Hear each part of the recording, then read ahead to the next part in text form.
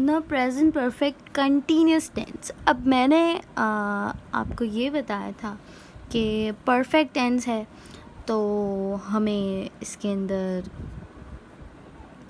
Third form लगानी होती है, और मैंने ये भी बताया था कि अब कंटिन्यूस टेंस है तो इसके अंदर हमें आईएनजी फॉर्म लगानी होती है। तो अब हमें फॉर्म कौन सी लगानी होगी, परफेक्ट की या कंटिन्यूस की? Fourth form of verb ING form होती है और third form of verb perfect tense होती है।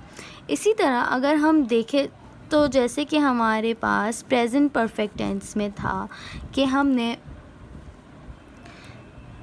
हैज़ और हैव लगाया था, इसी तरह यहाँ पे हैज़ और हैव तो लगेगा बट बीन लग जाएगा आईएनजी फॉर्म के बजाय, हैव बीन, हैज़ बीन। इसी तरह जो हमारे पास सिंगल होंगे, सिंगुलर होंगे, तो उनके साथ हम शी हैज़ बीन इस तरह यूज़ करेंगे। और जैसे आई है, आई के साथ आई भी सिंगल है बट उसके साथ हैव यूज़ होगा, I have been.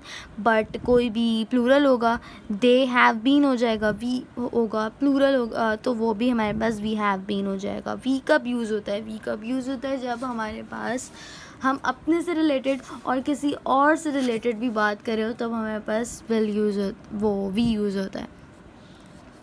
Since for period of time और पॉइंट ऑफ टाइम के बताने के लिए यूज़ किया जाता है, वो यूज़ करते हैं इसमें। और इन नेगेटिव सेंटेंस में हमारे पास नॉट आ जाता है। इंट्रोगेटिव सेंटेंस तो हैज़ और हैव हमारे पास स्टार्टिंग में आ जाएगा। इंट्रोगेटिव और what ever interrogative what you से। अफर्मेटिव और assertive.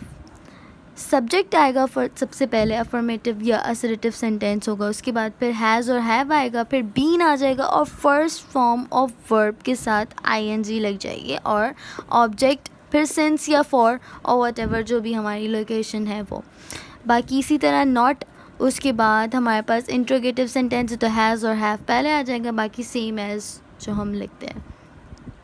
I have been studying in the study for the last 5 years. Aslam has been learning the lesson since morning. अब ये है हमारे पास क्वेश्चन है, Has Zareen been teaching English in this school since 1998?